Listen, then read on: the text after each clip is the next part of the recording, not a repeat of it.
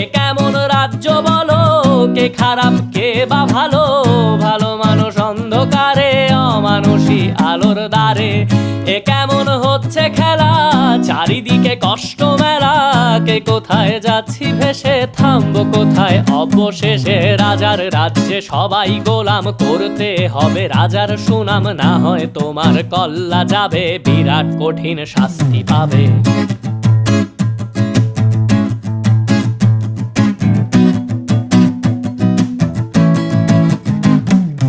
ভাবছো কোথায় কে সে রাজা, আমরাই রাজা দিচ্ছি সাজা।